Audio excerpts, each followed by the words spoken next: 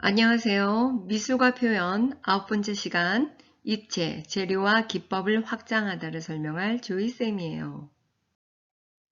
오늘의 학습 목표는 새로운 재료와 기법의 현대 미술을 통해 확장된 입체 표현을 이해할 수 있다입니다. 이 작품의 표현 재료와 방법은 무엇일까요? 이것은 건물을 천으로 포장한 미술입니다. 크리스토는 왜 이렇게 건물을 포장했을까? 건물을 포장하는 것이 미술이 될 수 있을까요? 거대한 포장 작업은 어떻게 이루어졌을까? 그리고 이 모습이 그대로 남아있을까요? 아니면 그렇지 않다면 어떻게 이러한 작품을 남기고 기억할 수 있을까요?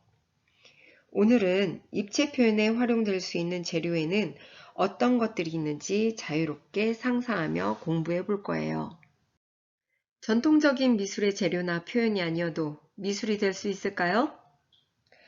독일의 국회의사당을 천으로 포장한 대주미술가이자 설치미술가인 크리스토 부부가 베를린 국회의사당 포장 프로젝트를 1971년에 계획했지만 정치적인 이유로 1995년에 이르러서야 실현을 할 수 있었습니다.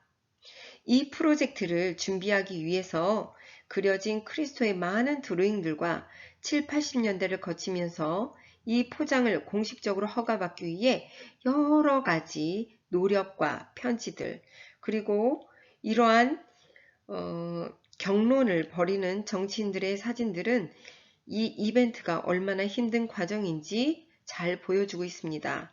하지만 이 작품이 계획부터 완성까지 많은 노력에도 불구하고 정작 작품은 2주 후에 철거됩니다. 이것이 무엇일까요? 프리드먼의 무죄입니다. 미국 출신의 개념 조각가로 알려진 톰 프리드먼은 조각 작품에 사용되는 소재가 이쑤시개, 스티로폼, 알루미늄 호일, 쓰레기 비닐봉투, 이러한 일상에서 소비하는 물품들을 사용했어요. 이 작품은 음식에 끼인 이물질을 제거하는 생활 소재 이쑤시개를 모아서 빛나는 별 모양으로 조형물을 만들었습니다. 폐타이어의 거칠고 울퉁불퉁한 표면을 그대로 살려 만든 반인만수의 늑대인간 원을 보도록 하겠습니다. 지용호 작가는 미켈란젤로가 평생 돌을 파고들었고 로댕이 청동 연구를 했다면 나만의 재료로 폐타이어를 선택했다라고 말하였어요.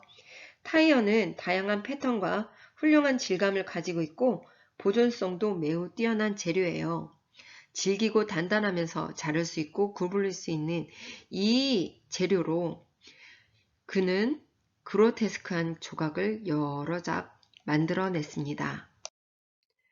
데미안 허스트의 신의 사랑을 위하여란 작품을 보겠습니다.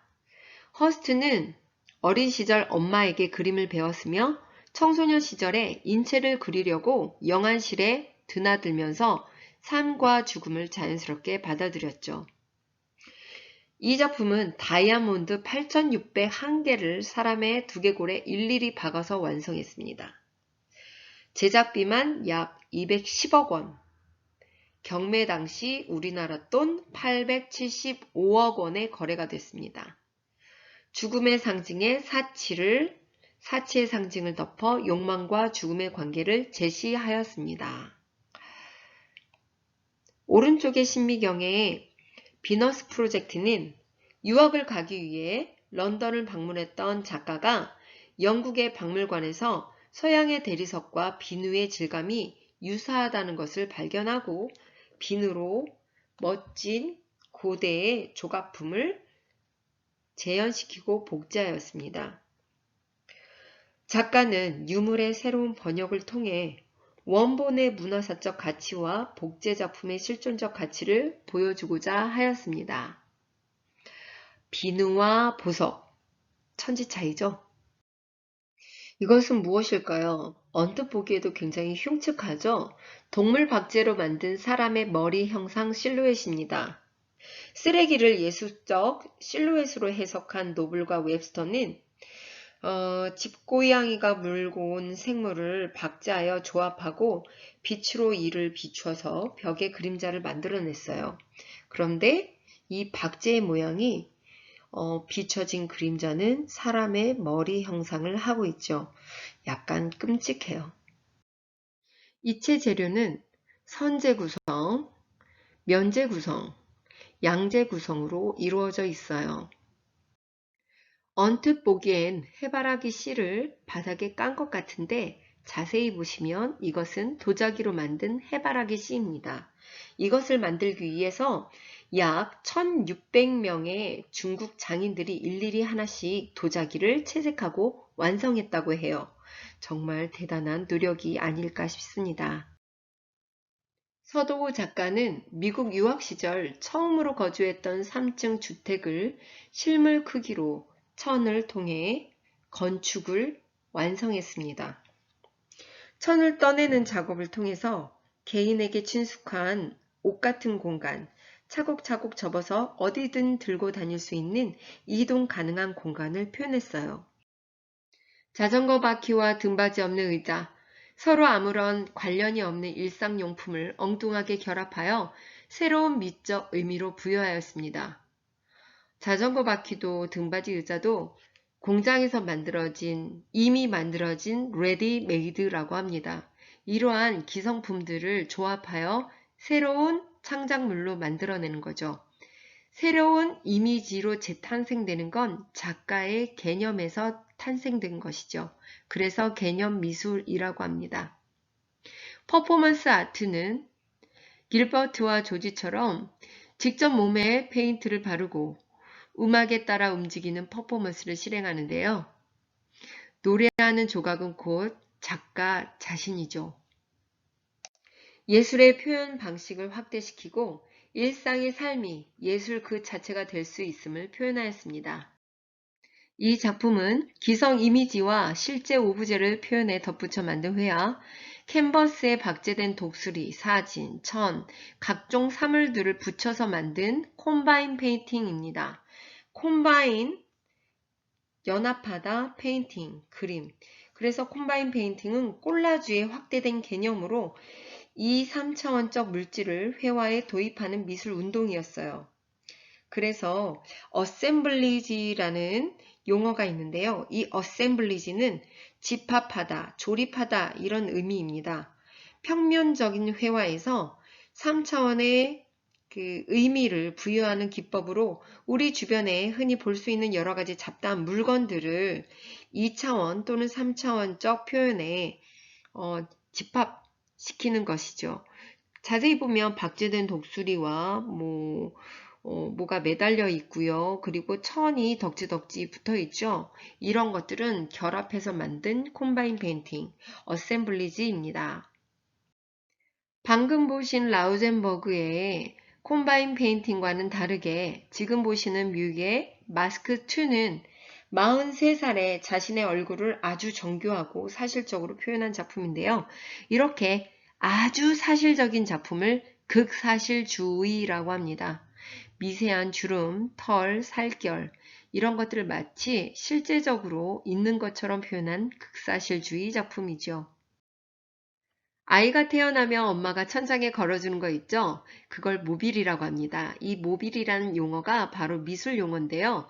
가는 철사로 연결된 유기적인 형태의 철판들이 미세한 바람에 후 하면 날리는 불규칙적인 움직임을 만들어내도록 설계했습니다. 콜더의 파란 꽃, 구멍 뚫린 빨강. 이와 다르게 움직이지 않는 조각은 스테빌이라고 불립니다. 라이트 아트. 형광등의 선과 색, 빛을 강조하여 만든 작품으로 관람자가 작품을 전시 공간과 연관지어 생각하도록 유도하였습니다. 빛의 미술, 라이트 아트. 올덴버그 반 브루겐의 성냥갑입니다. 일상생활의 흔한 물건을 크게 확대하여 공공장소에 설치하여 보는 이로 하여금 시각적 즐거움을 주었습니다. 보기만 해도 이게 무엇인지 이해가 잘 되지 않는 작품이죠. 21세기 레오나르도 다빈치라고 불리는 테오 얀센의 작품입니다. 기압, 피스톤, 기계적인 것들을 연구하는 걸 좋아해서요. 물리학을 공부했고요. 그는 1990년대부터 키네틱 아트에 주력하면서 네덜란드 해변에 스스로 걸을 수 있고 스스로 진화하는 생명체인 해변 동물 시리즈를 제작하였어요. 이 해변 괴물은요, 화석 연료나 전기 모터로 움직이는 게 아니라 바람이 불면 깃털이나 종이, 비닐로 만든 돛이 반응하여 온몸의 관절을 움직입니다. 그리하여 이 생물체의 이름을 라틴어식 학명을 붙였어요. 그래서 바다의 동물이라는 라틴어로 아니마리스라고 했어요. 이름이 참 어렵죠? 아니마리스 페리치피에레 프리무스. 재밌죠? 학습 내용 정리하기입니다. 모빌은 알렉산더 콜더가 창안한 움직이는 추상조각. 아이 모빌 생각하면 되겠죠? 바람에 의해 움직이는 추상조각. 키네틱 아트. 작품 또는 그 자체가 일부가 어떤 수단이나 장치에 의해 움직이는 조각으로 만들어진 것. 아까 모빌과 키네틱은 움직이는 조각이라고 그랬는데 움직이지 않는 조각. 선생님이 이야기했는데 기억나시나요? 스테빌이라고 했습니다. 정크 아트, 생활 쓰레기나 잡동사니, 고철 등을 재료로 이용한 미술작품이에요. 컴바인 페인팅, 컴바인 결합하다, 페인팅 그림이다. 기성 이미지와 실제 오브제를 붙여서 덧붙여 만든 회화를 컴바인 페인팅이라고 해요. 라이트 아트, 네온 사인, 레이저, 형광 등 다양한 정광과 빛을 통해서 새로운 시각적인 이미지를 구현하는 미술입니다. 개념 미술, 미술 작품의 물질적인 측면보다 아이디어나 사상, 개념 등을 중요시하는 미술을 말합니다. 확인 평가에 앞서서 몇 가지 미술 용어를 정리하도록 하겠습니다. 오브제는 초현실주의 미술에서 발생된 용어로서 오브젝트, 영어로 목적어라는 뜻이죠. 주체라는 뜻인데요. 내가 어떠한 볼펜을 내가 작품으로서 사용할 것이다. 작가의 선택에 의해서 이러한 것들이 미술 작품의 소재가 되는 것을 오브제라고 합니다. 레디메이드는요, 기성품이라고 하지만 현대미술에서 오브제와 비슷한 성질의 것으로 실용성을 목적으로 만든 것이 아니라 이미 만들어진 기성품이 작품의 재료로 쓰이게 되는 거죠. 대지미술, 우리 크리스토 때 말했죠. 대지를 대상으로 해서 미술을 작품을 하는 것입니다. 어셈블리지는 집합, 조립이라는 뜻이라고 그랬죠. 그래서 뭔가 2차원적 평면에 여러 가지 오브제나 여러 가지 레디메이드로 만들어서 조합을 시킨 걸 어셈블리지라고 합니다. 키네틱 아트는 움직이는 조각이라고 그랬어요. 자, 그럼 지금부터 문제를 풀어보도록 하겠습니다. 1번, 작품 그 자체 또는 일부가 어떤 수단이나 장치에 의해서 움직이도록 만들어진 미술은, 자, 아까 움직이는 미술 뭐라고 그랬죠? 키네틱 아트라고 했습니다.